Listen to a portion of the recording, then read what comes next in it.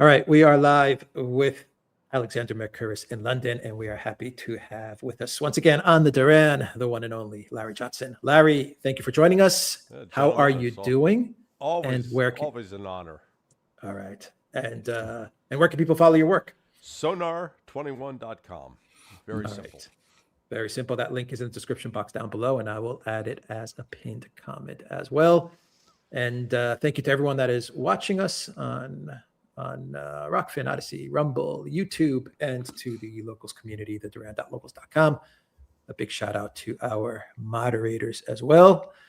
And Alexander, Larry, we have a lot of ground to cover because we are living in interesting times and dangerous times. And we can go from Pam Bondi's testimony to her hearing all the way to uh, to Iran, to Ukraine, Venezuela. I leave it up to both of you to see where this live stream goes. So, Alexander, Larry, the floor is yours.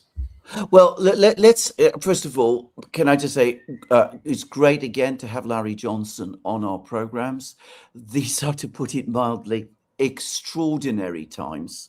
And we have two simultaneous conflicts underway.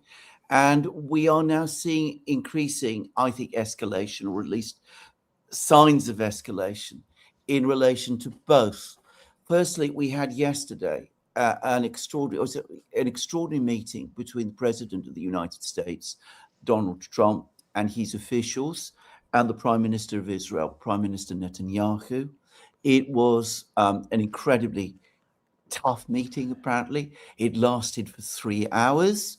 It then produced a very remarkable Truth Social post from Trump, which seemed to suggest that there'd been an argument between him and Netanyahu.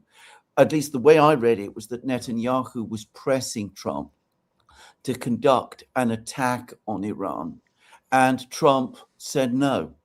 And on Larry's invaluable blog, which is Sonar 21, you have a list of all of the people who attended. And one of the things that really struck me is that on the American side, apart from Hegseth, they were all negotiators, Witkoff, Rubio, and Kushner. Whereas on the Israeli side, they all appeared to be military and security people. At least that's how it looked to me. So for the moment, at least, it looks as if Trump has drawn back. But then when you get all of these other reports that suggest otherwise, you hear about US carrier deployments and all of that going on. So there is that particular crisis. And then there's the other crisis, which is the crisis over Ukraine. And here it's the other side that is making the big noises. It's Lavrov, the Russian foreign minister. He's been speaking day after day, one big interview and press conference after another. And the rhetoric that's coming from him looks extremely tough to me and very, very hardline. He's saying that the Americans went back on what they promised in Anchorage, that the situation is going backwards, that there's no real progress being made in the negotiations. And of course, we see gathering signs of some great offensive beginning in Ukraine. So, Larry, we have this situation. Where are we? The thing that ties all these two conflicts together is the United States. The President of the United States is a key decision maker in both. He says he wants peace in both cases, but it looks as if we have some kind of pressure or drift towards further war in both cases. Has Trump lost control? Yeah. Other than that, Mrs. Lincoln, how did you like the play? Yeah. We're in that sort of situation. Yeah. Let's start with the talks regarding Iran, because I was getting, as I shared with you guys over the weekend, I have a source, we'll call it, who alerted me that, hey, we're starting to this is a person that had warned me about June 13th, Yeah. what was getting ready to happen. And so he says, I'm starting to see basically similar activity. So the United States is clearly ramping up to do something. And then Trump was under enormous pressure as a result of that last round of talks with Iran in Oman.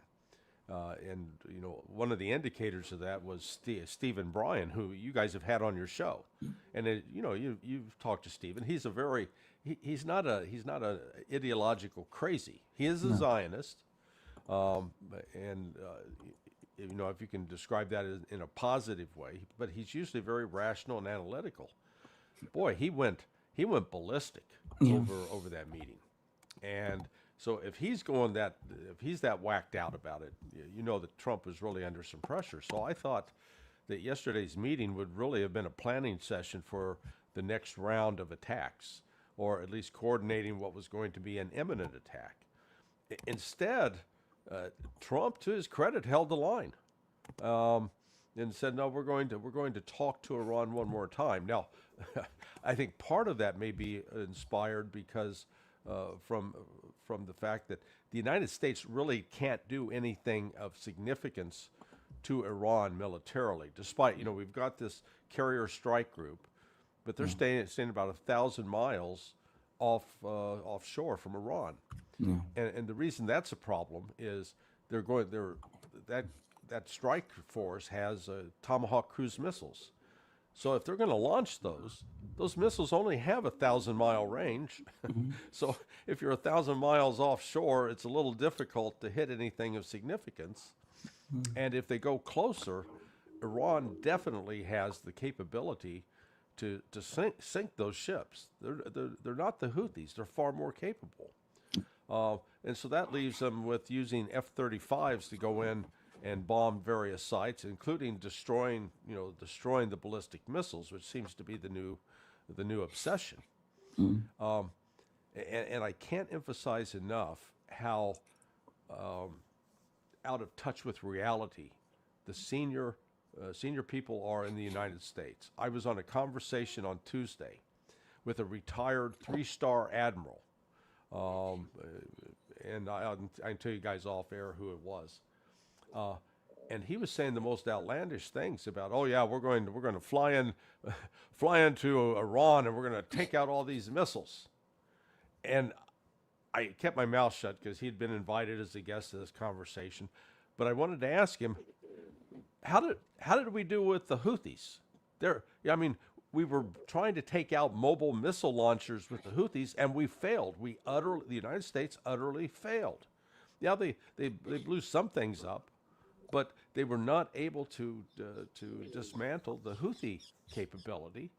And here's Iran, far more capable, with underground missiles, with systems designed to be hidden, and then once they come out of the ground, they're on mobile launchers. We've never been good at finding them and blowing them up. So, I'm beginning to think that somebody at the Pentagon finally woke up and said, Mr. President, we're not going to be able to do much militarily. It looks good on paper. And then you step back and say, why the sudden obsession, particularly by Israel, with ballistic missiles? Because we were told during the 12-day war, oh, we shot them all down. We shot 95% of them. A few things got through. Well, that was absolutely not true. In fact, Israel took a real beating. Iran fired over 1,000 missiles, and we get the Israelis are like the Ukrainians. Oh, we shot them all down, and by the way, Iran's running out of missiles. I've heard that before. Iran is anything but running out of missiles. In fact, I estimate that Iran probably has a stockpile that in excess of 15,000 minimum. And the reason for that is it's all underground. We don't have, unless you've got good human sources that have penetrated that system that can tell you exactly what's underground, Western intelligence really doesn't have a means to pick up on it. So this is why now the new obsession, we've witnessed Bibi Netanyahu over the years show up at the UN with, you remember his charts, look here, this is the bomb, and Iran's going to have it next week. No. Now they want to get rid of the ballistic missiles. So it's going to be interesting to see whether or not Trump accepts the deal that Iran's willing to make. Iran's willing to say, hey, yeah, you can come and inspect all of the sites that you think we're building nukes, because we're not building it. Only this time they're going to have, I think, increased participation by Russia and China. And listening to Arachi the other day talking with Rick Sanchez, he seemed to indicate that, Iran would be willing also to make some concessions with respect to enrichment of uranium. So that's, Trump can have a nuclear deal with, the irony being it's going to be JCPOA too. He walked away from that. Now he's willing to accept it. Can we just unpack a few things here? I mean, first of all, if we're talking about an attack on Iran by the United States, if Iran launches counterstrikes against American bases in the Middle East, and they are openly saying that that is what they're going to do, what can the United States do to counter them? I mean, we're talking about ballistic missiles and even missiles that the Iranians say are hypersonic, very high-speed missiles. Yeah. Does the United States have the ability to counter those missiles?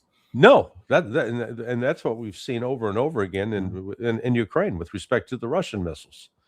That and we saw it in the 12-day war. During that 12-day war, the United States deployed the THAAD, the Theater High Altitude Air Defense System, and then also the Patriot missiles, and you had the Iranian Iron Dome. Well, tactically they flooded the zone initially with drones and with some of their older ballistic missiles, and what that ends up doing is depleting the system. It's not like these Patriot missile batteries and THAADs have unlimited supplies of missiles. Once you fire something off, you gotta go with what you have in your inventory, and the United States doesn't have a wide inventory right now, or full warehouses. They've been depleted. So very rapidly, with proper tactics and flooding the zone, Iran can drain their ability to fire back. Is the United States psychologically ready for a situation where Iranian missiles start impacting on American bases and American casualties start to appear? I mean, is this something that in the United States people can imagine and believe will happen, both at the political level and perhaps at the wider popular level as well?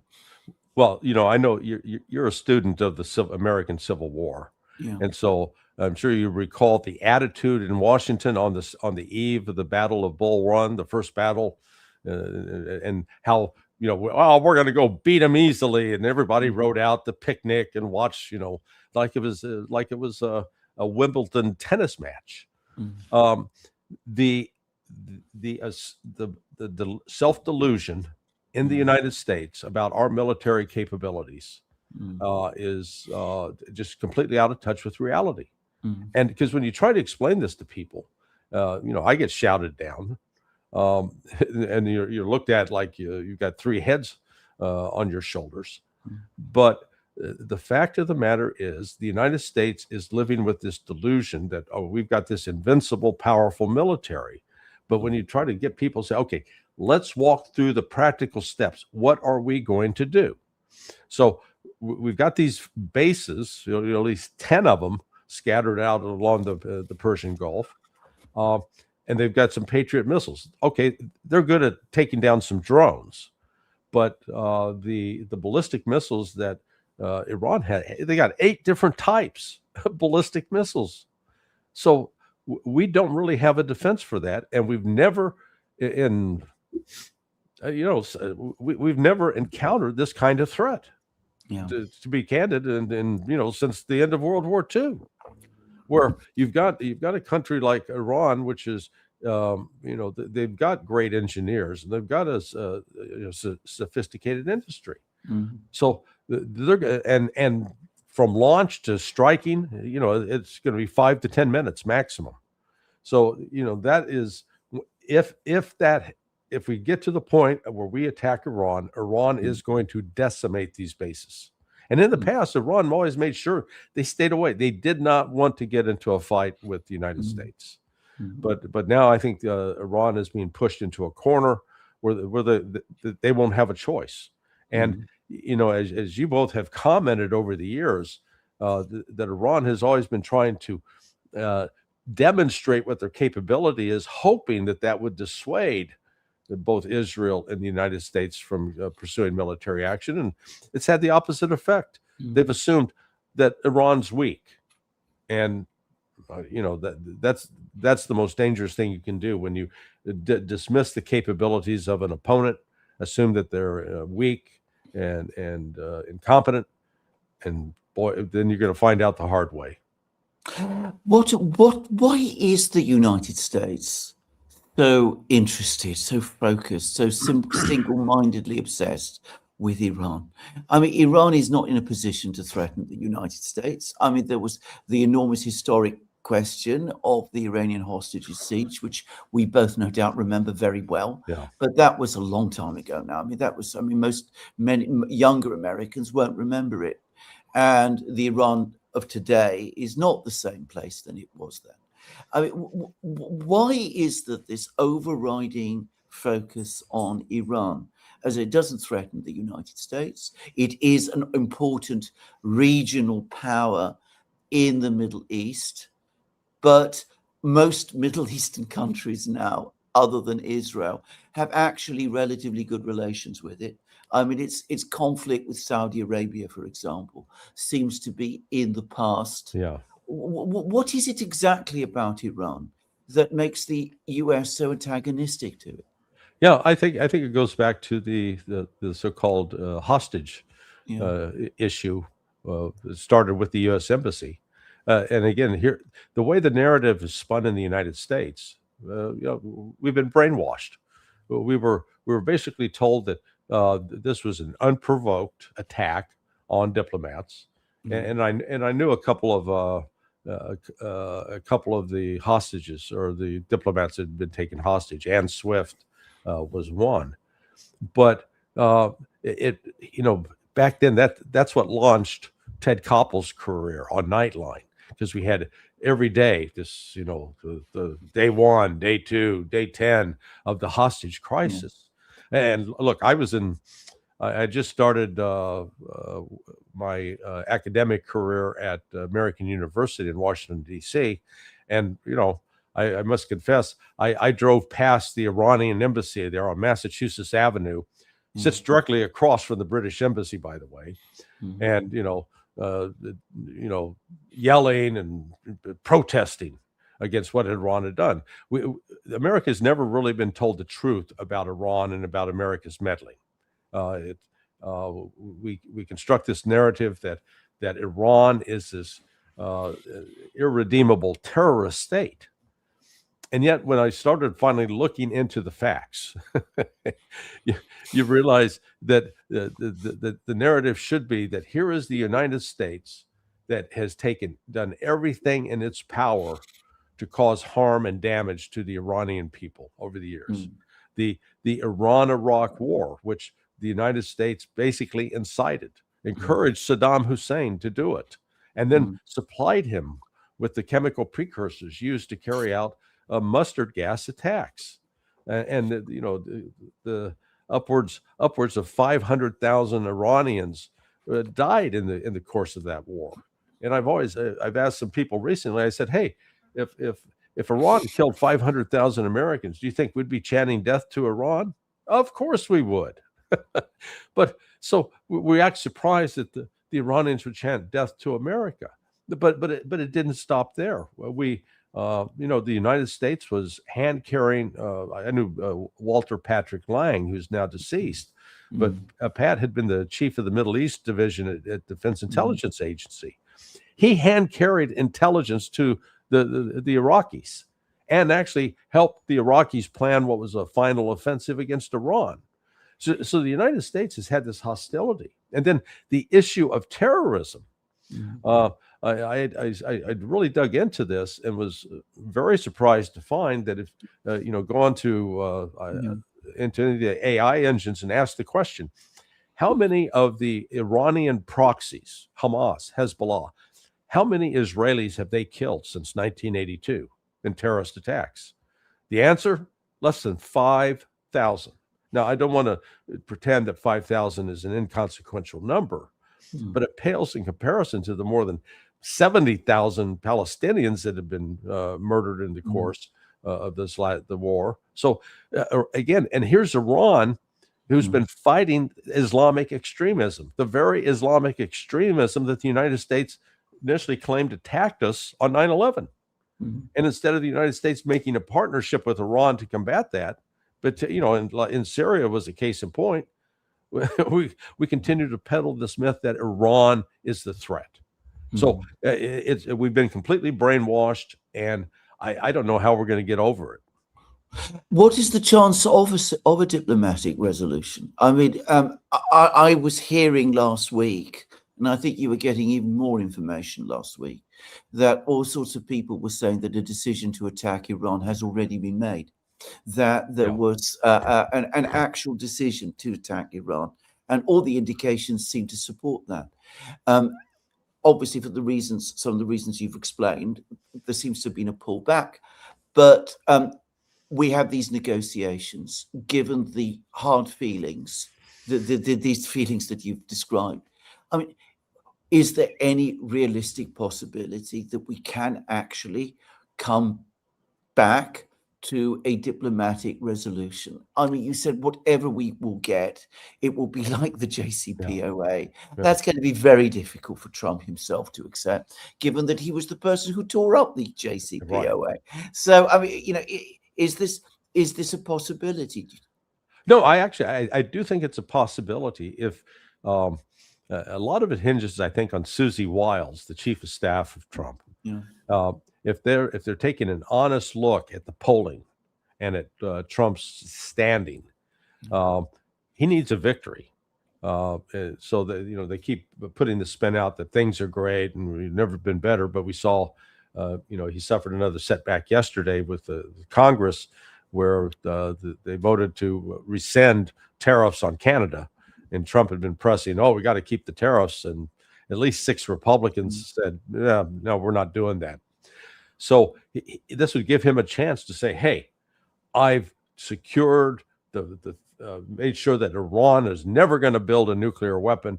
Israel's going to be safe from a nuclear attack. He could get that deal. Iran's willing to make that deal. That's what's so crazy about this. But the unknown is you've got this Zionist pressure. And when I talk about Zionism, I'm not talking about Judaism, because we got Christian Zionists.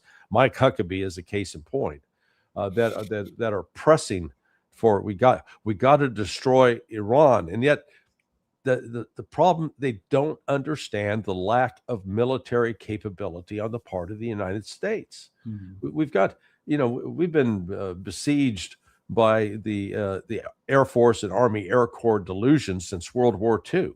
During World War II, there was the thought that the 8th Air Force, along with the British Air Force, we could win the war. All I had to do was drop enough bombs on Europe. Well, that wasn't true. And we saw it in Vietnam that, air power doesn't solve everything. We saw it in 2003.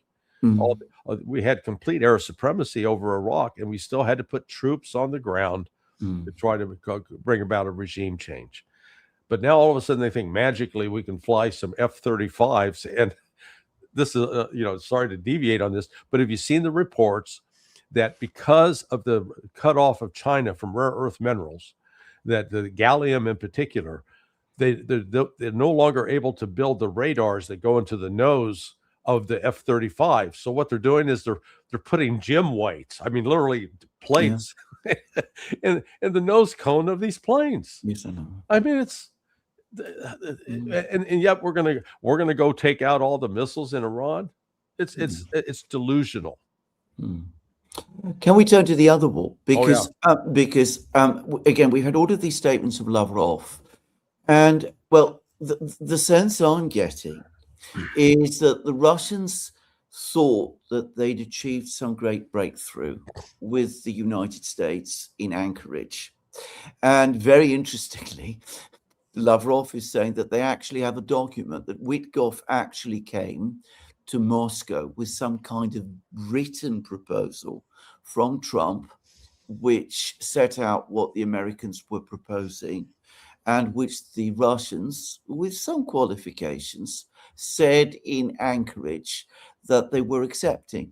Now, I have great difficulty understanding what this is because I haven't seen any visible sign that the Russians have conceded on anything. But whatever it was that the two sides agreed, the Russians are saying that the Americans have gone back on it, that it's not happening. And they seem to me to be getting increasingly angry.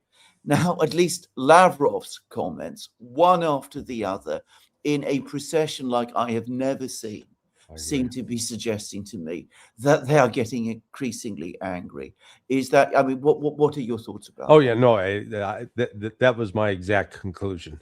We've never seen, we've been following this war now for over 4 years, and we've never seen Lavrov come off with those kinds of public statements, and they're basically the same statement over and over and over. He did it, started with Rick Sanchez last Thursday, then he showed up Monday with BRICS TV, and then the next day with NTV, and then yesterday at the Duma. So and this is not this is not Lavrov on his own. No.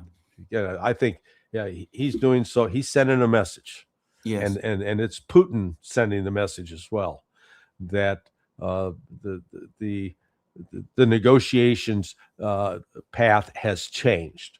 Yes. And you discussed previously on your show about the issue of the language that had come out where I had interpreted the word where they said they had a frank discussion with Witkoff and Kushner last go round, and Ray McGovern and I disagreed on with the implications of that, but I think this now demonstrates there's been a definite change in the Russian position.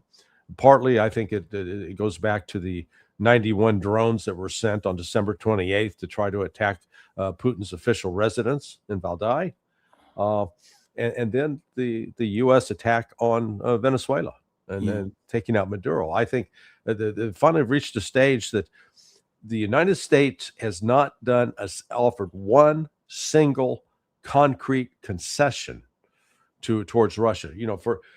For example, they could have said, okay, all that property that was confiscated by Barack Obama in December of 2016, we're giving that back.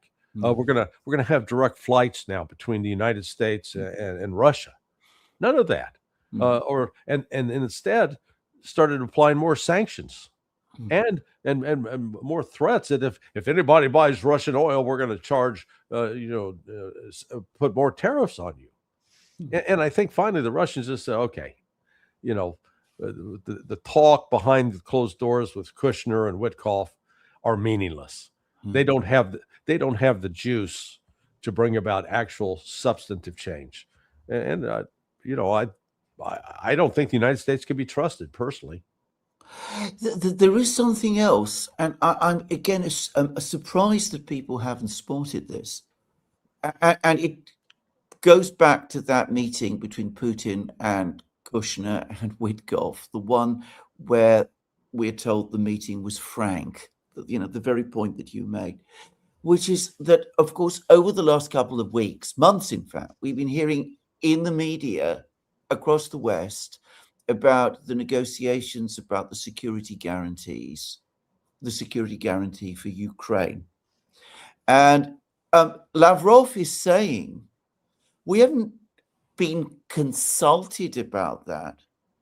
Zelensky's talking about some agreement that the Americans and the Ukrainians and the Europeans have made with each other, that he's suggesting there's even a document, but we've never been shown it. Yeah. And apparently they weren't even shown that in the meeting between Putin, Wikov, and Kushner, the one that took place on the 3rd of January. And again, if you go to the Russian readout of that meeting, you read that Putin asked lots of questions. It was all about questions. This is what Ushakov said. And I can't help but think that the questions that were being asked were specifically about this document. I mean, I've been worried that the Americans are they're doing the worst possible thing you can do in negotiations, which is that you have two parties in conflict. You tell each of them what they want to hear. Mm-hmm. And I'm worried that this is what the Americans have been doing. And that is a disastrous way to conduct negotiations, especially at this level. What are your thoughts? No, I agree. It is one thing I've been struck by is Lavrov is continuing to return to history about what happened in April of 2022, when there was actually a tentative agreement between Russia and Ukraine. I mean, it really a year ago, March, Judge Napolitano and I, along with Maria Nafal, we were sitting at the basically the official residence of the foreign minister. It's a ceremonial house, yeah. And Lavrov brought up. He said, "Look," he said, what we signed off on in April. He says that was an agreement the Ukrainians brought to the table. We were willing to accept what they would offer, which would have meant Donetsk and Luhansk would have stayed as part of Ukraine. It wouldn't have been incorporated into Russia. Oh. I mean, and he emphasized, we had agreements on how to reduce Ukraine's military force to a level that we would not feel threatened. Yeah. And that got blown up. So, I mean, he keeps coming back to that. Yeah. And I don't think that's just his own personal obsession. It is something that the Russians thought that they actually had. I think Putin's plan from the outset was not to militarily defeat Ukraine, but to put enough pressure militarily to bring Ukraine to the table to negotiate, which in fact that worked. It almost succeeded, but they failed to, I think Putin and Lavrov, they failed to calculate on the fact that the United States and Britain would intervene to prevent any such deal from happening. So, and Trump's negotiating style from, I've got a close friend who's actually, met with him several times in very, I'll call it semi-private sessions. He tells you what you want to hear. He does not like confrontation. He doesn't like having to actually fire somebody. That television character where you're fired, that's not him. Mm-hmm. And so I could see with these negotiations, he thought, we got to, we'll tell the Russians what they want, but he's not doing the follow through to actually implement it. I mean, there is something else, which is this. Does he understand? Does the United States understand how critical Ukraine's actual situation really is? I ask this question because there's been this, I found it very bizarre article in the New York Times, which came out, I think, was it 2 days ago, in which they spoke about how the Russians are about to capture 3 Ukrainian cities, Pokrovsk, Mirnograd, and Gulyapolye. Yeah. they might capture them at some point within the next few weeks and months. And if they do, that will put them in a better position. I don't know anybody who follows the war closely and who is close to the actual situation, who is any doubt at all. I mean, it's almost absurd to say this, that in fact, all 3 of these cities fell to the Russians weeks ago. Yeah. I mean, so what does the United States really understand about this war? Well, the CIA is lying outright lying. And we know that thanks in part unintentionally from Seymour Hersh. Yeah. Now, look, I've been friends with Cy for 45 years, for God's sake. But he's mad at me right now because he's been writing just some ridiculous crap. But his source, he's accurately reporting what his source is telling him. And these senior CIA personnel are telling him what are outright lies, misrepresentations about what's going on the ground. I mean, such as, oh, the Russian economy is teetering, it's going to collapse, which, you know, you've done an excellent job of reporting on, and I've seen it myself in person. You know, it's anything but collapsing. It's quite strong. And to again persist with this myth that Russia's suffering massive casualties. So when you have your intelligence agency, and I know one of the reasons that's driving this is, and this goes back 10, 11 years, when it used to be that the analysts were on one side of the CIA, literally physically on one side of the building at CIA, and the operations guys and gals were on the other side. Yeah. In fact, back in the early 60s, there were literally doors, a wall separating the two sides. When I was there, they'd taken down the wall. You could still see the tracks of the doors. But what happens when you got an operation that's running, this operation, you get promoted according to how well that operation goes. You've got no incentive to come in and say, like with the Contra project, that the Contras were not going to defeat the Sandinistas. Oh, no. You build up the capability. So that's exactly what's going on with Ukraine. 10 years ago, John Brennan brought the analysts into these operation centers. And all of a sudden now, if you're an analyst, you're confronted with the pressure to not do anything or say anything that's going to undermine the project that's underway. And so I think that's one factor that's contributing to this. But the reality is Donald Trump is being told outright lies and not being given the honest, objective picture about what's going on the ground. And so when you're given that kind of bad information, it's no surprise that you continue to make bad policy decisions. I mean, this is not the first time this has happened. I mean, I think we both remember Vietnam, when there was massive over-reporting of Vietnamese casualties. I don't know whether you remember this too, but during the 1980s, there was over-reporting of Soviet casualties in Afghanistan as well. I have never forgotten that. Again, I remember the numbers that were being given, and they were about 10 times greater than what turned out to be the actual ones. Now, I accept that, you know, today intelligence gathering is much more effective, one assumes, but still, I mean, given the track record, one should be suspicious. And I would have thought, by the way, that Seymour Hersh, of all people, ought to be aware of that. Yeah. Well, you know, in fact, when I went through my analyst training course, was taught by George Allen. George Allen was he had been the senior, the division director for Vietnam during the Vietnam War. He was the one that was presenting the analysis and a lot of it provided by Sam Adams, that was disputing what the Pentagon was claiming, that it had the Vietnamese were North Vietnamese were losing, that they were weak because they'd killed all these Viet Cong and North Vietnamese, and we were on the cusp of victory. And the CIA, you know, the analytical side, George Allen, Sam Adams, were saying, no, that's not true. Now, at that time, they were all still on one side of the building. They were not faced with the direct pressure on a daily basis. But George, I remember him telling with regret, he says, you know, I had two kids that were in high school getting ready to go to college.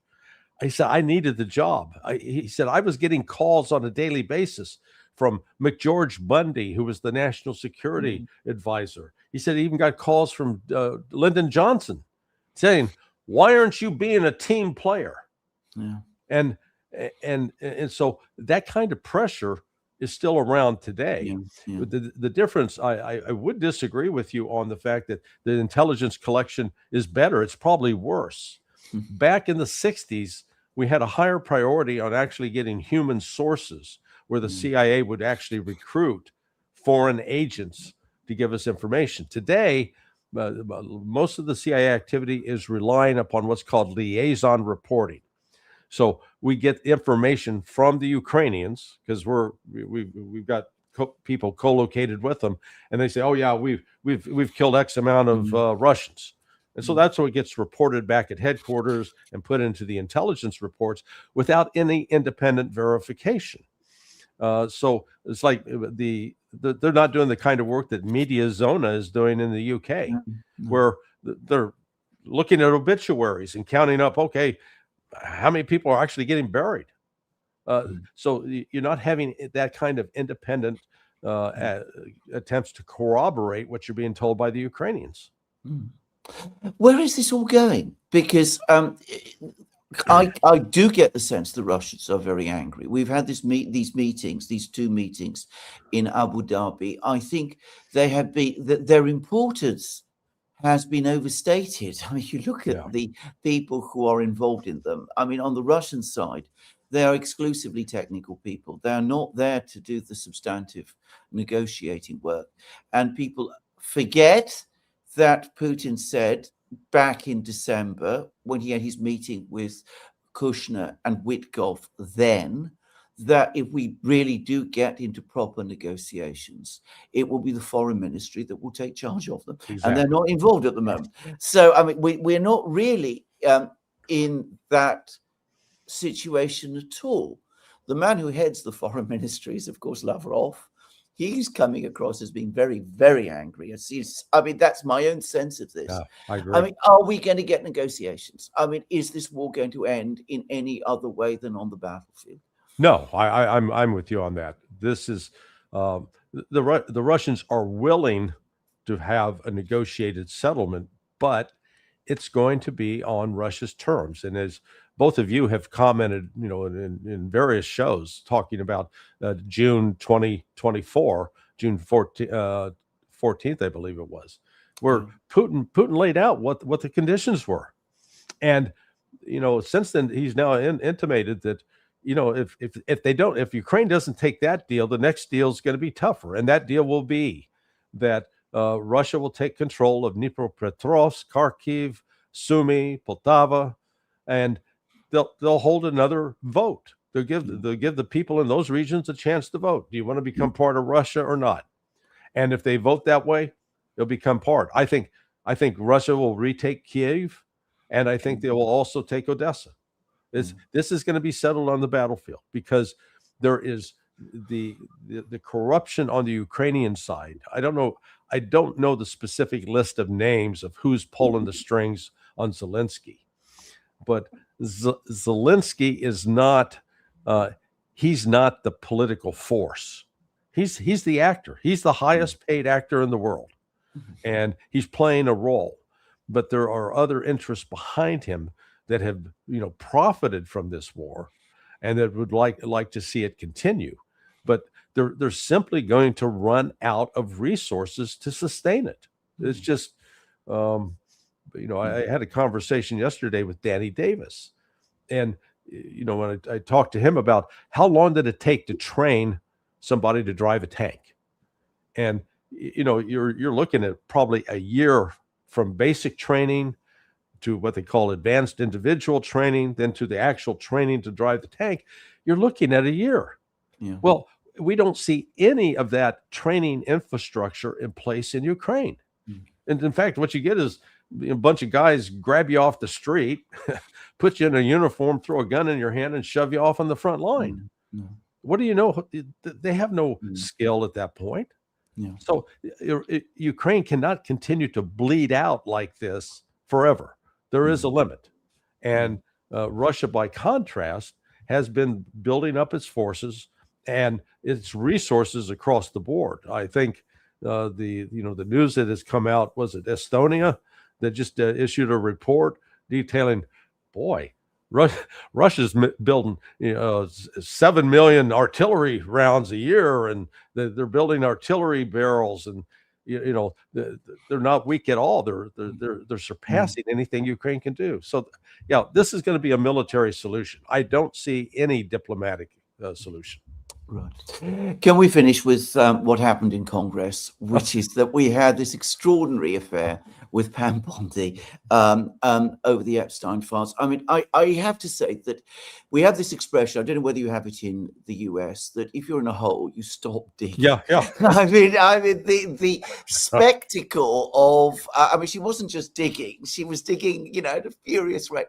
My jaw dropped when I watched this. What is going on? Why don't the administration, the people get this, that one, this is something that people care about, and secondly, that these answers that they're coming up with are so impossibly lame that they simply cannot be taken seriously? Yeah, if you're going to lie, at least be good at it, and she's not good at it. Yeah, with the same expression, we call it the first rule of crisis management. When you're in a hole, stop digging. This Jeffrey Epstein affair, it is a dark chapter, and I think one of the reasons there's been such an effort by the Trump administration to cover it up, one entails Epstein's ties to the CIA.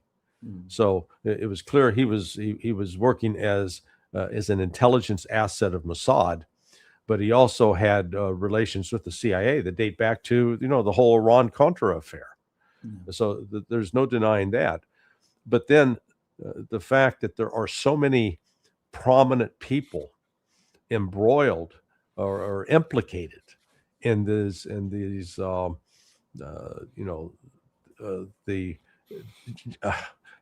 trafficking, the sex with underage women, and then even some darker things that are coming out, which just defy people's imagination.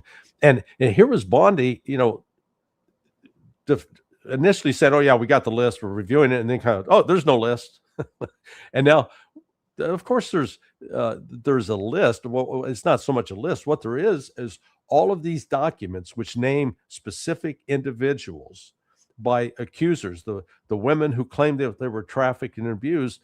They provided depositions and other testimony. I know that Ryan Dawson was one of the first ones to compile the list, and he did it the old-fashioned way. He just went back to the court transcripts and pulled out the names that way. So they're trying to pretend that there's nothing there. But Trump is implicated in this. They keep saying, "Oh, there's no evidence that Trump was involved with some of the activities," but there's no denying the fact that Melania Trump, a picture just came out of this file of her and Ghislaine Maxwell back in 2002. They were friends, and reportedly Trump met Melania via Epstein. So, and then Epstein, when is he arrested and incarcerated? While Donald Trump is president. And when is he, I believe he was killed in prison, or, I think he was killed. And at who did it? There we get off into speculation, but this has been completely botched. It's not going away. And Bondi isn't incompetent. She has failed to follow through on any of the promises that Trump made in his campaign. And instead, John Brennan and Jim Clapper ought to be in handcuffs and sitting in a courtroom being tried, but they haven't put a glove on them.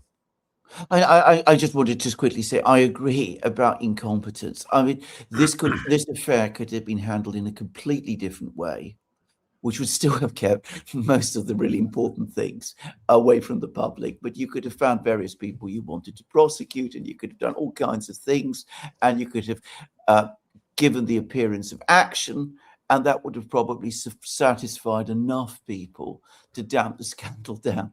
Instead, they tried to close it completely, and now it's blown up in their faces. We should be grateful for their incompetence, Oh, because yeah. we now see what's happened.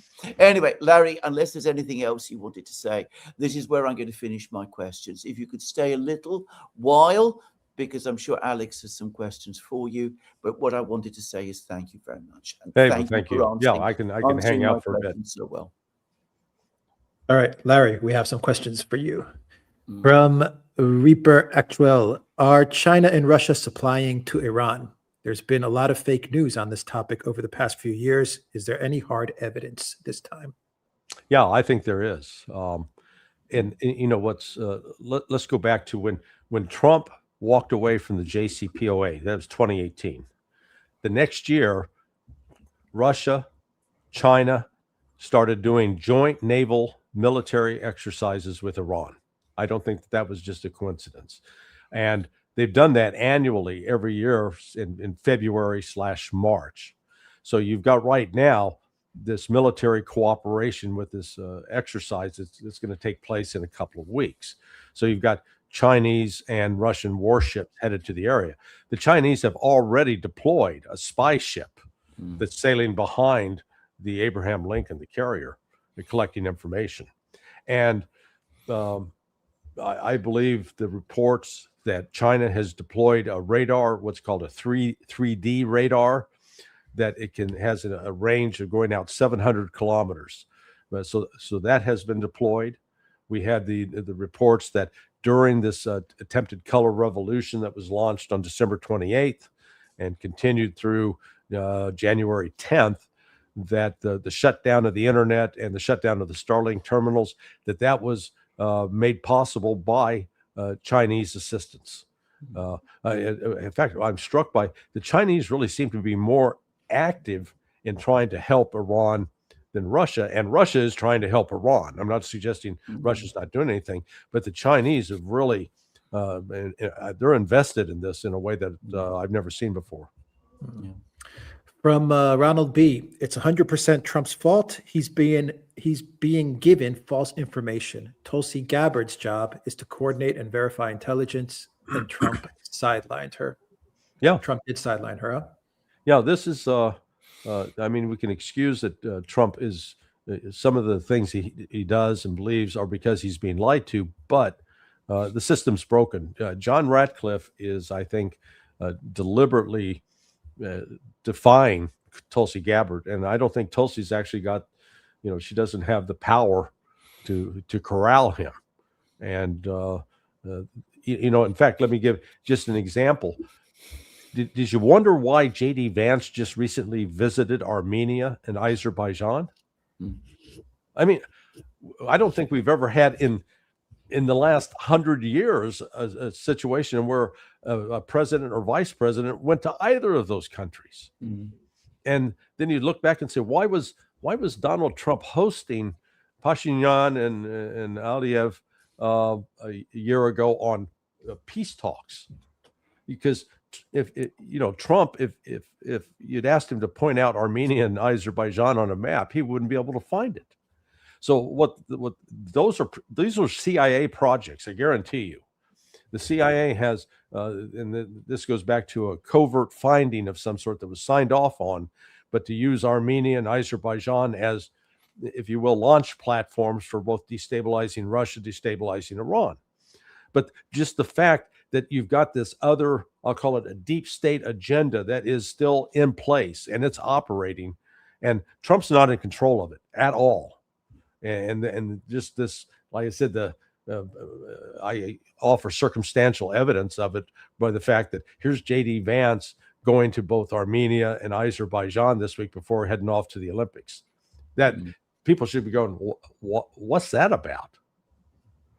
Very true. Matthew says, what happens in 2027, 28, 29, 30 when the EU says it's going to war with Russia?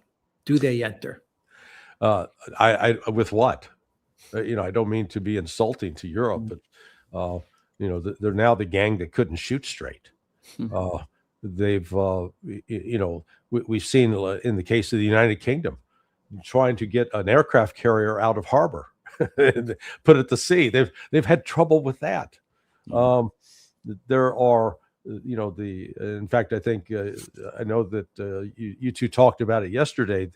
That joint fighter project that was supposed to be underway between Germany and France, that's completely collapsed. Yeah. And as you all commented, Germany, despite its its industrious status as an industrial power, or formerly industrial power, doesn't have the ability to produce a fifth generation fighter. So it's just the world is changing, and the world in which Europe once dominated has moved on. And we're willing, and this has been the theme of what Lavrov's talking about, this multipolarity, this new world that's emerging with Russia, China, India. That's where all the wealth is going, and the actual, I think we're going to see a military dimension out of that eventually, because they're not going to continue to be pushed around or threatened by the West. Elza asks, the collective West claims that Russia's red line is a bluff. It looks to me like NATO's Article 5 is a bigger bluff. Yeah. Well, getting all the governments to come together Hungary's legislature has to meet. I guess each government has to make a decision that, okay, yeah, we're going to go to war. Good luck getting everybody to agree to that. I don't see Orban in Hungary or Fico signing on to something like that. So, right now, Article 5 is just an idle threat. Thomas Peterson asks, given Callas' latest statements, Larry, do you think Brussels is living in a separate ideological reality, or are they knowingly sacrificing Ukraine? No, I think it's the former. Or they refuse to admit that they're knowingly sacrificing Ukraine. They've really convinced themselves, and when you're told over and over that Russia is losing, that Russia is going to collapse any minute now, we have historical examples. There was that painter from Vienna that created a lot of mayhem more than 80 years ago. That when he was locked in his bunker, he actually thought he was commanding armies that they didn't exist, but he thought they were, moving around, and he's giving orders. So, and we saw it, in Iraq when the United States invaded in 2003. Baghdad Bob became infamous for, there are no tanks here.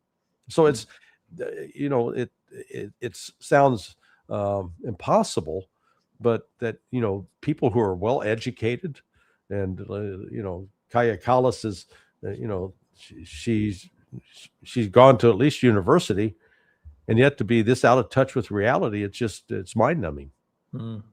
Ronald B says, if Iran sinks a U.S. aircraft carrier, will it make the U.S. pull back, or will it let the neocons have free reign? No, it's going to be shocking, and I think that's a very serious risk of what could happen out of this conflict.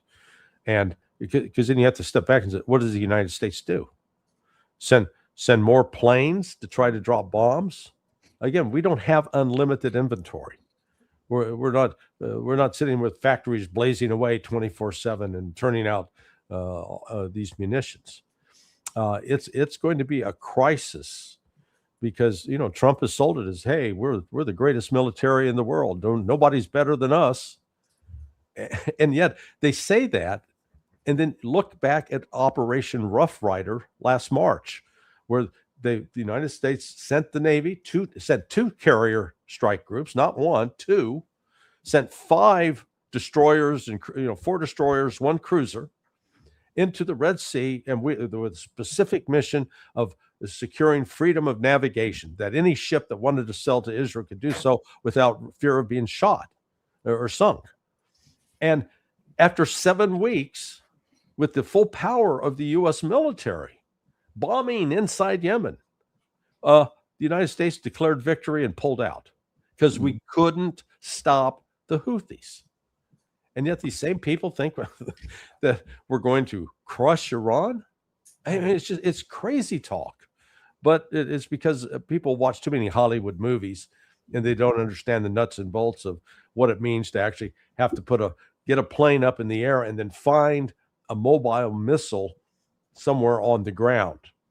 We demonstrated it wasn't. We failed to do it in 2003, looking for Scuds in Iraq, and the same back in 1990 during the first Gulf War. And that's why we lost 7 Predator MQ-9 Reaper drones over that 7-week period, starting on March 1st, because those drones would fly out looking for a mobile missile launcher, and then if they spied it, they would be able to launch a HARM missile. 7 of those got shot down by the Houthis, and they had $35 million apiece. We were rapidly up over like $250 million in losses. So how are we going to do that in Iran when Iran is, some physically like 9 times the size of Yemen, and it's got active air defense? People haven't thought this through. Twilight says regime change is not possible without actual boots on the ground in a country the size of Iran. It took 300,000 soldiers to take Iraq, a small country. Yeah, absolutely right. Sparky says, Larry, if Israel uses the Samson option, destroying their present location, will Patagonia be their new promised land? Yeah. Well, I lived in Argentina for a year, so I like, Patagonia is not a bad place, but no, this is what is telling. The pressure to get rid of ballistic missiles from Iran lets you know how much damage was actually done during that 12-day war, because the Israelis through censorship insisted, it didn't lay a glove on us. Okay, well, if that's true, then why do you need to get rid of the ballistic missiles? If your air defense systems are so capable of shooting down everything, why care? Because the exact opposite was the truth. What they discovered is that Iran could rapidly deplete the air defense capabilities of both the U.S. and Israel, and then we're completely vulnerable to hypersonic missiles, the more advanced missiles they have. And there's not an easy military fix to that. From True Lies, hi guys, are the British involved in the naval maneuvers? Not to my knowledge. I don't think they, the last thing I heard about the British Navy in the Persian Gulf was when 2 of the ships collided. So the once storied naval power of Great Britain is no longer. That's history. There's no word of our involvement in London. I haven't seen anything to suggest that we are. And it's for exactly the reason that Larry says. I don't think we're in a position to be. Wife's Wandering asks, fast forward a decade, where do you guys see the collective West compared to the rest of the globe? Outside looking in, or at least, China, Russia, India, they have a genuine new outlook and approach to the world.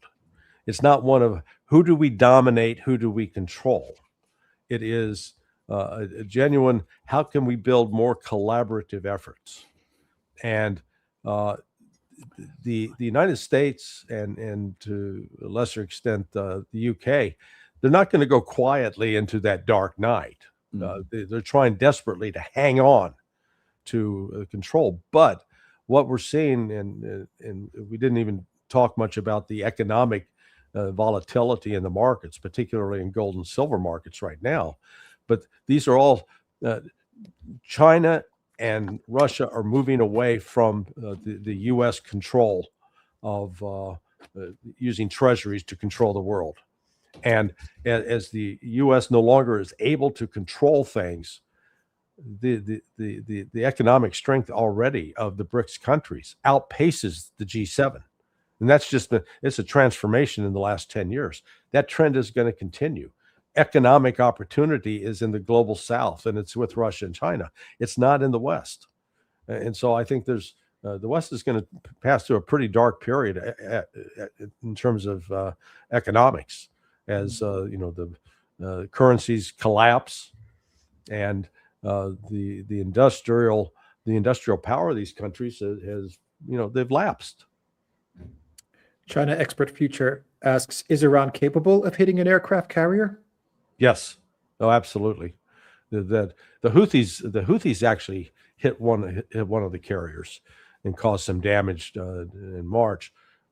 Iran has much more capable missiles, and they've already had drones flying by, and those drones can be used to target missiles. Paul Walker asks, tank driver training in the UK, including road, night, cross-country, takes 2 weeks, ex-armored corps.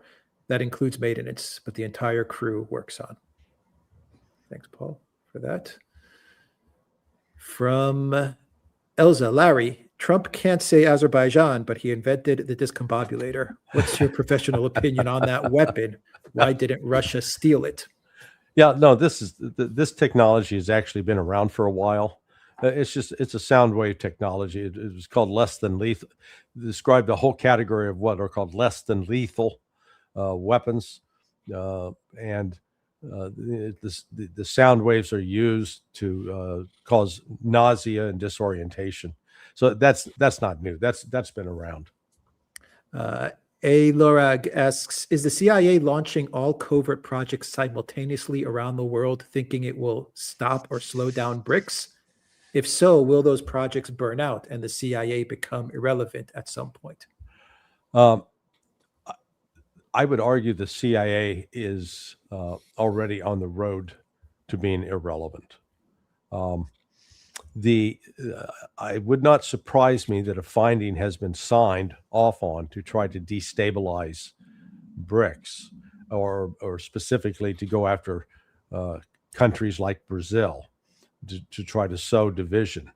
But the economics of it are so powerful, particularly with what China and Russia are doing in their leadership role, and it's set in motion. We're witnessing the creation of a new economic order, and none of us were around for the Bretton Woods regime, but that whole economic system that was constructed in the wake of World War II, it took about 3 to 4 years for that all to come together. It wasn't just one decision and one meeting. And that's the same thing we're seeing right now with BRICS, that compare where they were even 2 years ago to where they are now. Mm-hmm. And with China building up gold reserves and trading on the yuan, it is, all of a sudden the preeminence of the dollar is definitely challenged. And so like I said, this new economic world is unfolding. I mean, what the top, China has the top 5 banks, 4 of them are Chinese. Mm-hmm. So this era where the West was in control of the world, it's over. And there is frustration that comes with that. But the reality is, and we've seen some hints of it in the Sahel in Africa. Once in Mali and Niger, once they kick the French out, all of a sudden their economies are doing better because they're basically not being raped.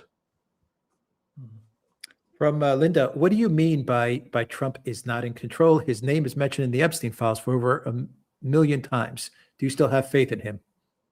No, I have no faith in Donald Trump. But he's not in full control of the government, is what I meant by that. There are other, again, he is a political force, but he's increasingly, I think, out of touch with what's going on. He's convinced himself that America is doing quite well, and yet, militarily, he's going to find out that we've got real limitations on our power. From Zariel, Larry, is it the same as LRAD or not? What does he mean by that? I don't know. I'm not sure. Come on, Chris. Anyway, I Madeline, love Zariel, by the way. Yeah. He's a tremendous guy. Madeline, thank you for that. Super chat asks, question for anyone with data. Has India stopped buying Russian oil? I have searched, cannot find a definitive answer. Times of India is being diplomatic. Indians seem to be diplomatic. Cannot find any trades. Only knowledge, not speculation, please. Yeah. I can't say, oh, I've got solid data. I can show you the invoice. But I don't think India is going to stop buying oil from Russia. Again, this is the other fantasy that the United States pursues, that they think if we simply cut off Russia's ability to sell oil, that Russia's economy is going to collapse. And it's actually become a less important part of the Russian economy over the last 10 years, not a more important part. From Miss Texas G, question: what is the purpose of the Iranians placing mounds of dirt at the entrance of the nuclear plants? Were they expecting special U.S. ground troops near the facility?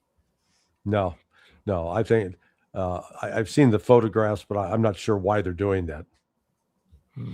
From and a couple of more, Larry, from Ronald B, what would Israel lose by doing what it had to do to make peace with all its neighbors, including the Palestinians? Well, that if they were rational, there is a way to live in peace with these other countries. But the problem is it's the Zionist ideology, which maintains that they have a divine right to control land, and that anybody who's not part of that tribe are considered evil and are entitled to be destroyed. I mean, it really is. It's a perverse mentality, and the fact that there are so many Christians that embrace that as well is I find very troubling. But the Israelis of old that were willing to negotiate, they're gone. They're in the throes of these ideologues right now. Zizolix asks, what if the U.S. uses nuclear weapons as a military solution against Iran? Yeah, they're not a solution. I think that's where people over exaggerate. I mean, for people who are under, in the target area, yeah, horrific, and kill millions. But it doesn't blanket the entire country. Yeah, I mean, Iran's a big place, and the United States is not going to get to use nukes, and with Russia and China sitting by saying, "Oh well, no big deal." No, this is that would be it would be a nightmare if anyone ventured into that, including Israel, because it's not going to fix it. We got this mentality that we think if we just kill enough people, or if we kill the right people, we'll solve the problems, and that's never worked out. We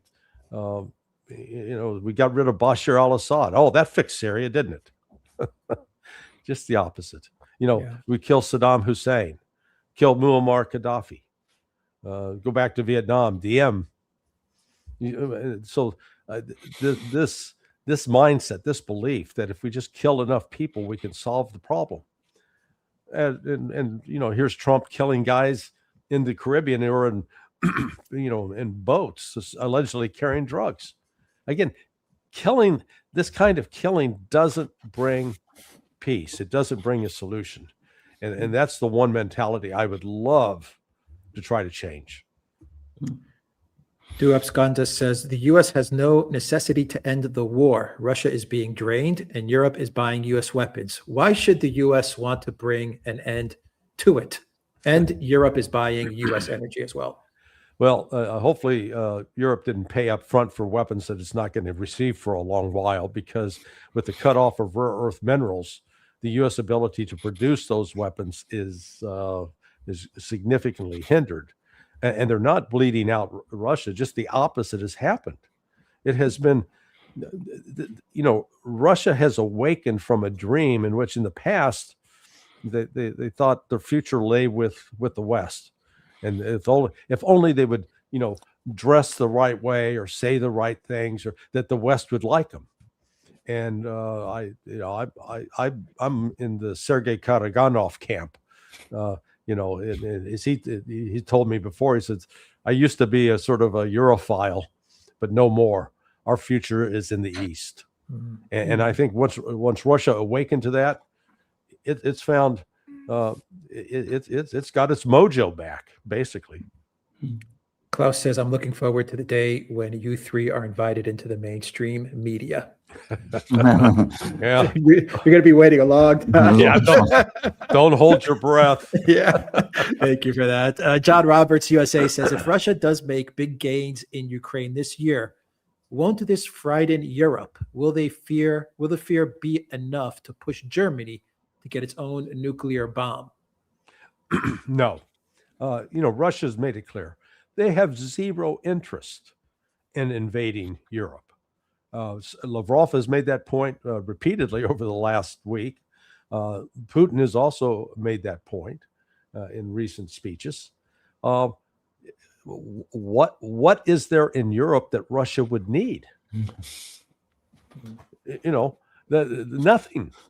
And they don't need extra territory. Good Lord, they've already got 11 time zones worth of territory. They don't need to add one more. So yeah, this is a red herring. That's always ginned up is to justify the expenses that go to the defense industries.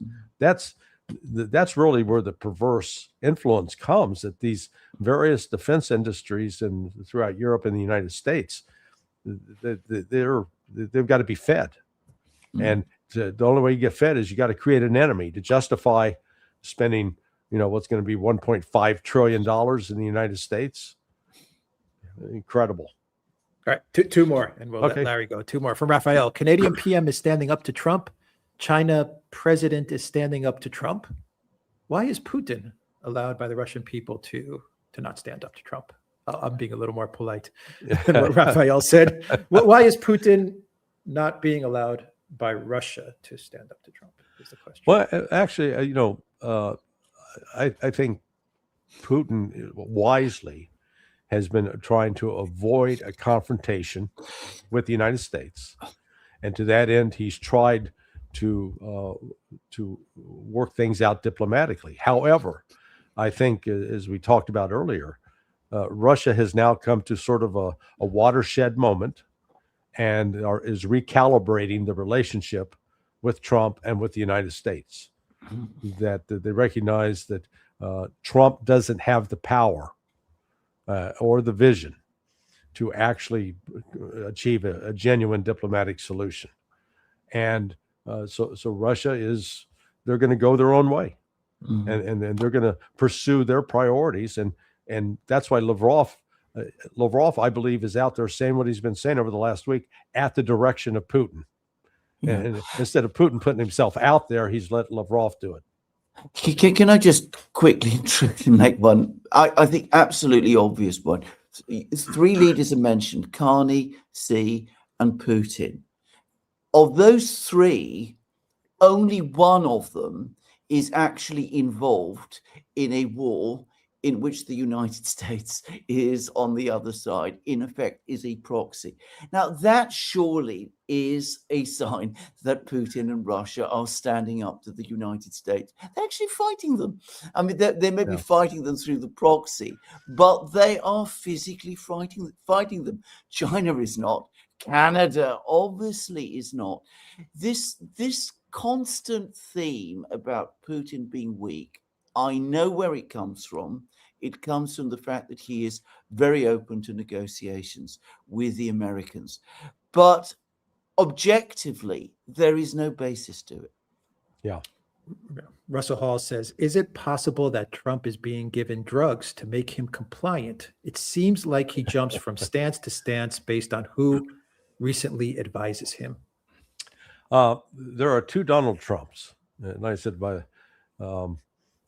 my friend who's had several meetings with him over the last 18 months says the Donald Trump you see if you're in a room with like 3 or 4 of you with Trump, completely different person, both in how he talks and even in some of his decision making. And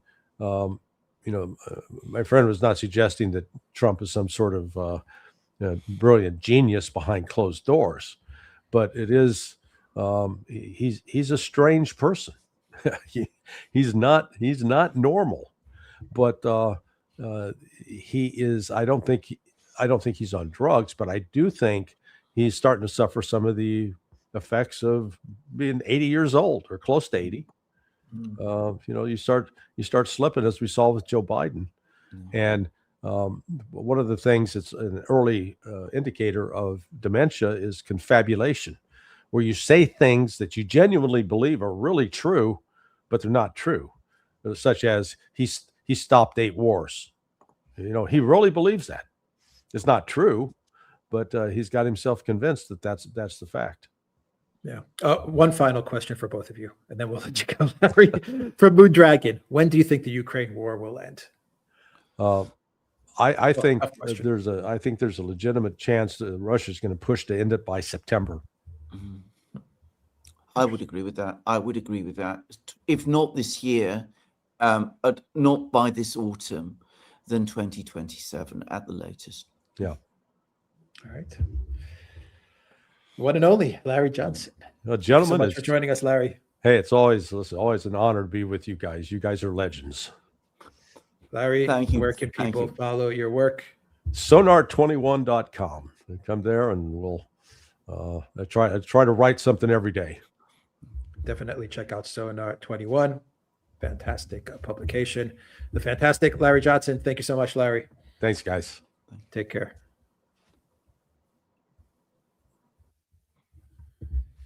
All right, Alexander, you with us? Absolutely. All right, let's get to the questions, whatever questions are remaining, and let's start things off with 1 second, Alexander. Let me try to scroll up to the beginning. All right, from Nikos. You ask why Putin is still in these negotiations because he trapped himself in them. What happens if he walks? Trump uses the media to escalate. The US and Europe will persuade their zombie population to invade Russia, and then World War III will happen, which will lead to the destruction of Russia. Listen to Alistair Crook instead of me. He says these people will either rule the world or they'll burn it. Stop giving them the benefit of the doubt. Well, I think that you're partially right, Nikos, but I think you overstate things. I don't think Putin trapped himself into negotiations. I think he took made a very tough-minded calculation that negotiations at this point in time made better sense for Russia than not, and that it's always useful and productive to be speaking to the superpower on the other side. So I think from that point of view, I think that's what he's done. Now, what he has got to be very careful to do, and it's very, very difficult if you are in a negotiating process with a partner like the United States, is he's got to stick to his red lines in the negotiations. Up to now, all of the evidence is that he has done. He's not given away anything substantive that we know about. And I'm sure if he had, we would know about it. From Haruko, thank you for that super chat.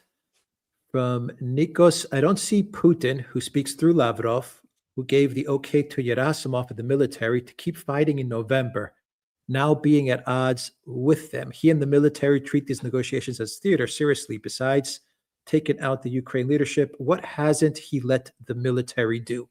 I think there was a big debate in Moscow, which has been going on since about October, about whether this process with the United States is going anywhere.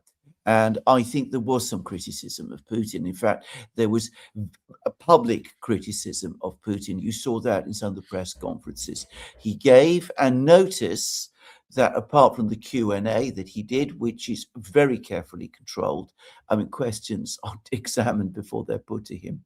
He's avoided having press conferences for the time being, direct one-to-one press conferences where he comes out and meets with the journalists himself. So I think there is a discussion going on, and I think it has been going on. But I think that a consensus has now been reached. They're not going to walk out of these negotiations because that is not what the Russians do. But I don't think they any longer believe that the negotiating track with Donald Trump is going to lead to anywhere. All right. Orionus says, I am not sure the U.S. is only interested in regime change in Iran. I think they want chaos and to split up Iran, since a big Iran always remains as an opposing force. What do you think? Well, you may be right, but if so, you're just replacing one big problem, which is in Iran, which ultimately wants to have good relations with you, or at least stable relations with you, with a far bigger problem, which is the enormous chaos and violence that a fragmented and conflicted Iran could potentially cause across the Middle East. So I don't see that as a solution for what the Americans want, presumably, in the Middle East. I see that as making matters worse. But I'm absolutely willing to accept that there are probably people in Washington who think in exactly the way that you said. Jujitsu Sila says, sadly, Putin appears very weak. Russia suffers fear of the divided states, which is completely unfounded. They have absorbed brutal attacks from Trump. Yet why doesn't Russia incur proper consequences on Trump? Well, I think I've already answered this question now several times. I mean, remember, they are fighting, which is, what others are not doing, and they're advancing, and they are winning. And there was a big article by Eli Lake, which was then used, the basis of a further very good article by Jennifer Kavanagh, which said that, as a result of the Russians fighting, the US is now short of missiles, air defense missiles, and that might be affecting US planning in terms of attacking Iran. So, yes, you can criticize Putin on some tactical levels, but I can't really see that you can criticize his strategy, because he continues to advance. His armies continue to advance westwards, and he gets what he's looking increasingly like he's going to get what he wants.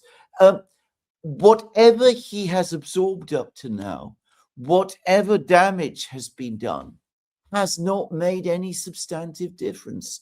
And as to his red lines, apart from the one about missiles, launching missiles into Russia, which he set back in the spring of 2024, and which Trump basically made him think in the autumn he shouldn't enforce, which was, as we've discussed, a mistake. But in all other respects, Putin up to now has stuck to his red lines and shows every intention of doing so. Dark Horse says, one of the last nuclear arms control treaties has expired. Huge win for Second Amendment rights and advocates of civilian self-defense nuclear bombs.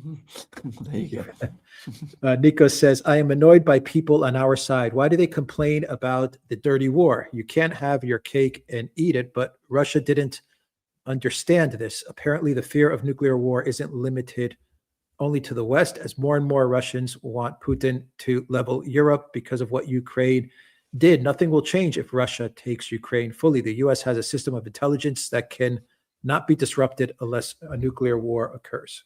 No, I think you're on one key point. You're wrong. I mean, if Ukraine falls, if there's a defeat of the West in Ukraine, if the Russians dictate terms there, then that is going to make a profound change. I mean, already the Ukraine war has changed the entire international environment.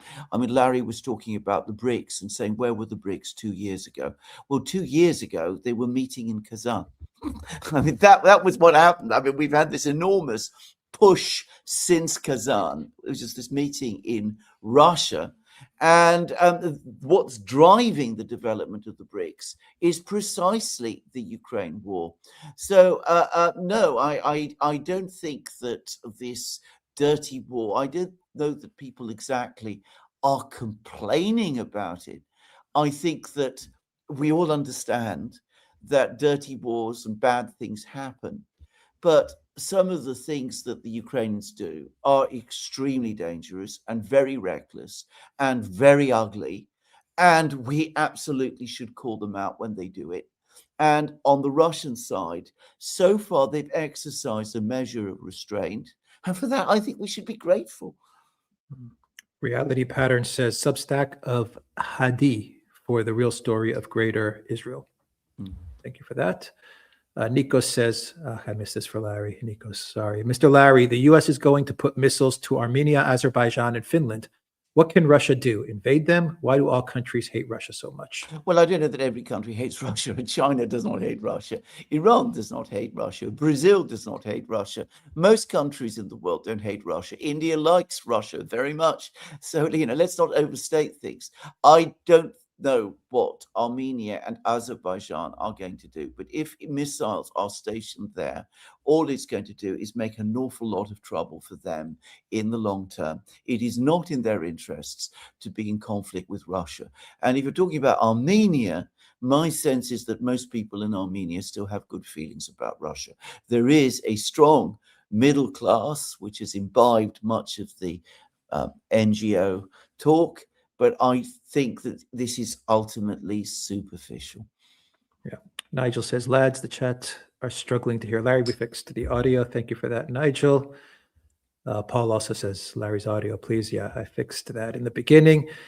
Nico says, India seized 3 Iranian tankers at the behest of the U.S. when Iran's existence is at stake. How dare they? We must stop pretending that India is friendly.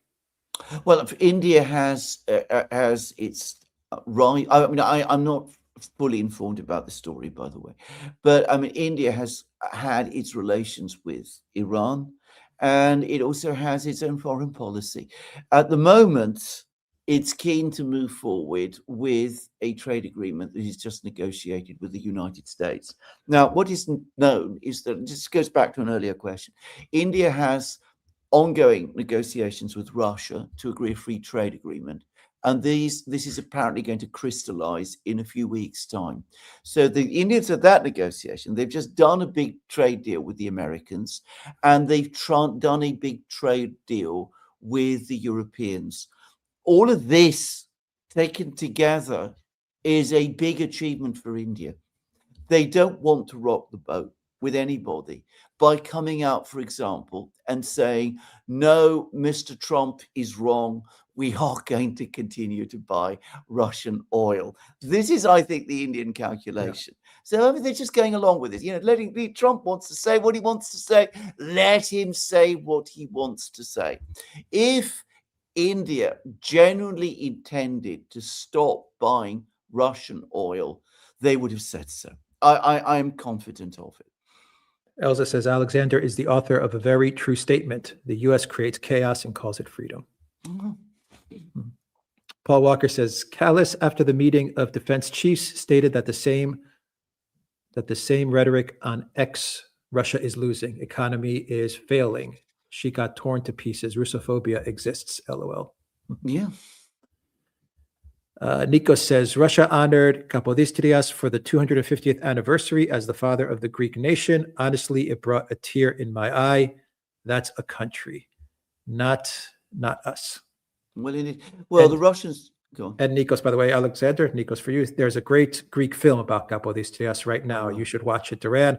Also, did you have the time to read my list? Greece and China are next. Oh, right. Okay. No, I haven't read your list, and I will certainly look up this film, Kapodistrias. I am a great admirer of Kapodistrias. And as I said, my ancestor on my mother's side, I should stress, whose icon is just there on my wall. I mean, he's just next to me. He actually was Kapodistrias' secretary. So I have a familial connection with him. Nikos, please send that list if you can. Maybe you can post it into Telegram, into the Telegram chat. Yes, that would probably get it to us better. Yes, than because in email I'm not getting it. Anyway, all right. Thank you for that. Let's see here from Miss Texas G. Do you see Europe moving closer to Canada? No, actually, I think if you want to talk about Europe at the moment, the general policy in Europe seems to be as servile to Trump as possible, in the hope that one day he will go away, and then the next person who takes over will take us back to the happy days of Obama and Biden, which is, of course, where we all want to be. Sticky Marks says, so the stunning and brave Kaya Callis says, we're going to get you, Russia. Russia says, yeah, you and whose army? Kapow, just saying. Says Yeah. that crazy old Nana weirdo in Yorkshire, UK. Thank you for Well, that. absolutely true. I mean, Alex. you know, and that's exactly right. Yeah. Paul Walker says, read on Euronews, don't hate me, that Ukraine can't hold elections as their constitution changed in 22. So an auto stopping of support from the USA. Well, who knows? Zelensky has repeatedly said over the last 24 hours that this story that he was going to call elections is untrue. In fact, today he seemed to be absolutely furious that that story had even been circulating. Vesta Bailey says, believe it or not, world teacher will be seen. Ask AI. Okay. I'm not sure what that super chat is, but No. thank you, Vesta Bailey, for that. Let's see here. Arbu 83145. The West has been great at propaganda for decades, but finally the reality is catching up. Well, the trouble with propaganda is if it's not based on fact, then the facts eventually always break through. And that's the key thing to always understand about propaganda. It can take you a very, very far, but it can't take you all the distance. From Greg, if the US empire failed and the military was brought back, would that be a crossing of the Rubicon moment? Oh, it would be one of the greatest moments in world history. I mean, it would be comparable to the end of the British Empire, basically, and perhaps even greater than that in some ways, because of course, much greater, in fact. I mean, some would say it would be an event closer to the fall of Rome, actually, if the empire ended. Anyway, the American Empire ended. I would still say that for the United States itself, it would be a liberating moment. I've said this many times. I still maintain this. I hope one day Americans will understand it. Martin MDL says, why is there no discussion of Ukrainian soldiers given drugs to remove fear of inquiry? Does this exist?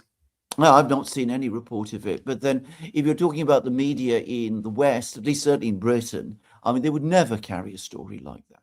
I mean, inconceivable that they ever would. Cheshire the Fat says, one question regarding the Epstein thing nobody seems to be asking. Who was or were the photo videographers? Can't be many, and they must have had access to all the locations and seen and heard all.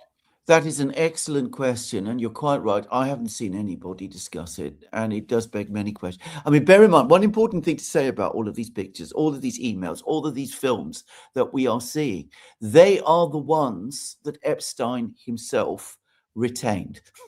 I mean, we can only guess what other things there might have been over the course of his vast career. Good point. And just going back to the point, and you bear in mind, I mean, you know, I mean, if this is bad, think what might be in some of those things that he probably destroyed or never made. Just saying. Now, I personally think that there are lots and lots of clues, lots of leads here in all of this material that we're seeing, that a really tough, clever negotiator could pick up and work through and follow through and bring us to some answers. I've not seen any sign that investigation is taking place. Of course, not after Bondi. Not at all. I was going to make exactly, not after what Pam Bondi did yesterday. She clearly does not want to investigate this. Yeah. Michael in Taiwan. Taiwan gives military cultural alliance to China, swears off U.S. arms, gives China security protection in exchange for independence. Would China agree? Yes, actually, I've no doubt of it. I mean, some people in China would not be happy. They would want outright union right away, but the Chinese would accept that as a stepping stone to union. Absolutely. Not. I mean, they would never agree to Taiwan declaring itself fully, formally independent. But if Taiwan were to make that kind of a relationship with China and seek to maintain its own independent autonomy, for the moment at least, I'm sure the Chinese would accept it. 87 Processor says, are the current wars real, or are these dying fields for working class men due to automation and AI? The wealth centers are not being struck directly. No, I think These wars are very real. I don't think we should think that they're not real. I mean, they may seem far away, but they're real enough. And it's not just working class people that are affected by them.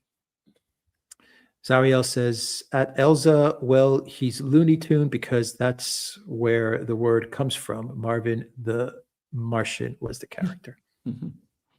Thank you for that, Zariel.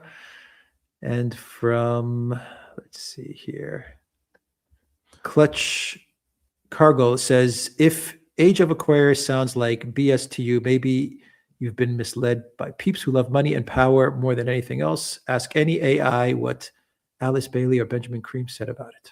Age But of all I'm going to say is, back in the 70s, we used to have a television show on the BBC, which was called The Age of Aquarius, and we were told that it was about to come. So I've often wondered since then whether it's actually started, whether we are now, in fact, in the Age of Aquarius.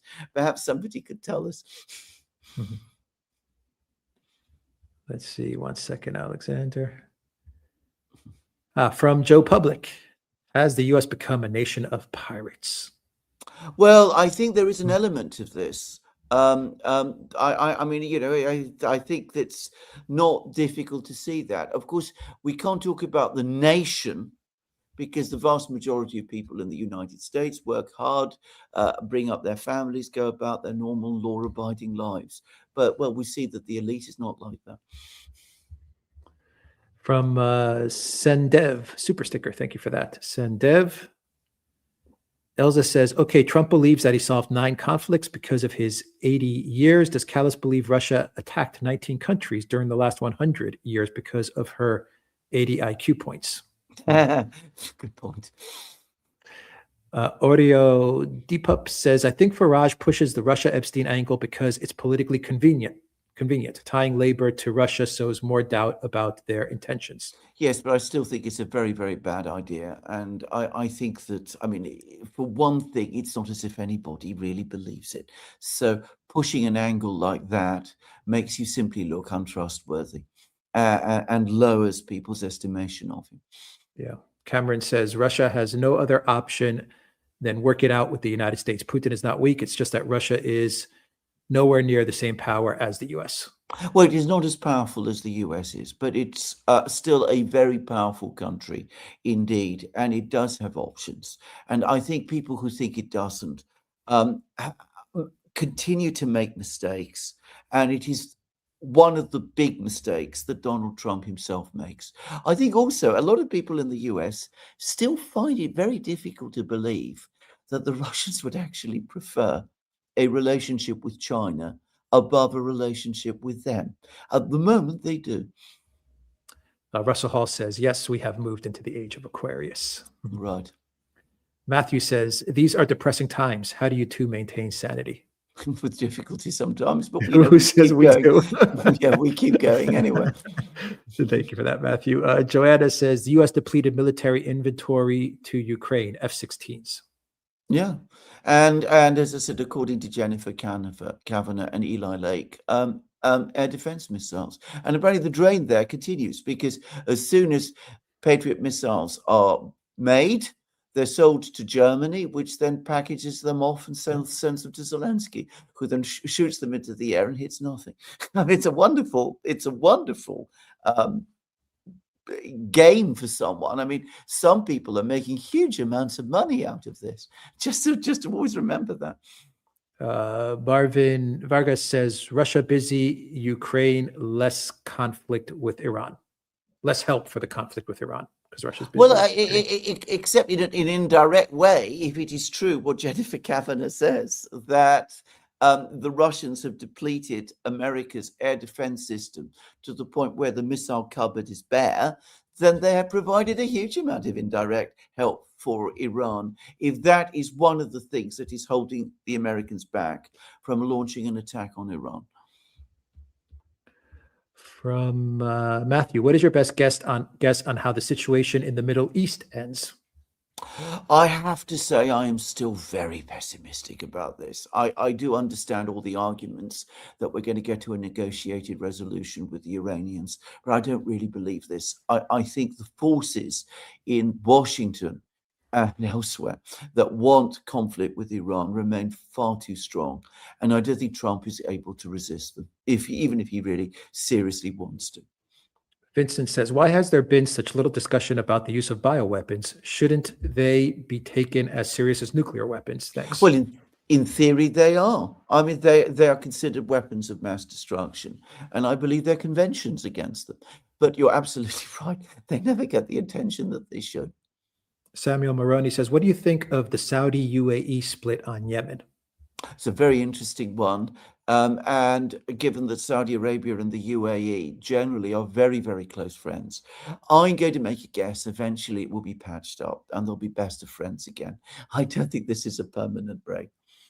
Life of Brian asks, have any of you felt the presence of the Epstein class in your travels, even indirectly? Does it clarify anything in retrospect? I have never met anybody, any of the people who so far have been exposed as being involved in the Epstein scandal. I mean, looking out, because once upon a time, I did know some pretty elite people, but none of the people I've known have been involved in that. All I will say is this, not in my present work, but earlier in my life, 20, 30 years ago, I did used to hear stories about parties that take place in London, people who used to attend them, and some of the things that happened there. And I used to belong to a very, very prestigious and extremely respectable and very old-fashioned gentlemen's club. And I once went there and I saw there men in their 60s with young women of, I guess, about 17. And I decided I didn't want to be a member of that club anymore. And that was the last time I went. But that was a long, long time ago. So, and I think probably before Epstein. So, I have had some sense of all of this, but I've never seen it myself, and I've never directly felt it, except, of course, in the sense that we all have, because we are all subject to the rule of these people. And if you think about it in that way, then of course that explains a great deal about our modern world. Yeah. Legal Hawk says, yes, people disagree about the exact moment of the beginning, but we are at the first part of the 2,000-year cycle, the Borg versus Right. the individual, technology in service of each individual. Interesting. And Legal Hawk says, sanity, deep restorative sleep, good food with friends, uplifting beauty of music, meditation and prayer. All the great And, things. Brian T says, Alexander, has Richard Blumenthal or Lindsey Graham been airing any more support of Europe or Ukraine since their first tour of Europe? As far as I know, they talk about Ukraine all the time. As for what they're doing about Europe, I really don't know, to be honest. I mean, I only follow what they say when I have to, if I can put it like that. From Legal Hawk, level 4 biolabs are gain of function labs and should be banned by international treaty. I agreed. Matthew says, is this all leading to a big global smash, or has the financial system been agreed upon? No, I think we are going towards a financial smash. I certainly think we are in Britain. Zeshan, thank you for the super sticker. Nico says, I sent them as a message to Telegram on this live. Okay. I'll check it out, Nikos, and see when the live is over. I'll find them. I'll track them down. From TTH13, thank you for that super sticker. And Alexander, that's everything. Let me just check again, and your closing remarks as I check. Well, a fantastic live stream. I mean, we've had a most difficult start to 2026. I mean, here we are in February, and we're now looking at massive conflict in two places, and we have this enormous scandal. I think scandal is even the right word for it. I don't think it's an adequate word for what's going on in the United States, with repercussions in all sorts of places as well. So we're living through very, very difficult times. But just to repeat again, what I always say, despair is a bad counselor.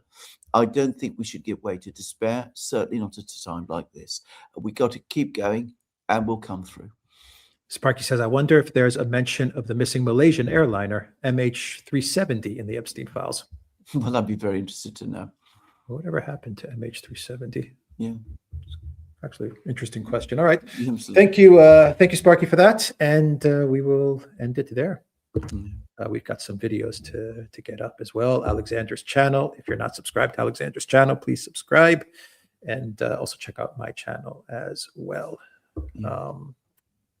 That's it, Alexander. Thank you to Larry, and I have Larry's information in the description box, so you can follow Larry as well. Take care.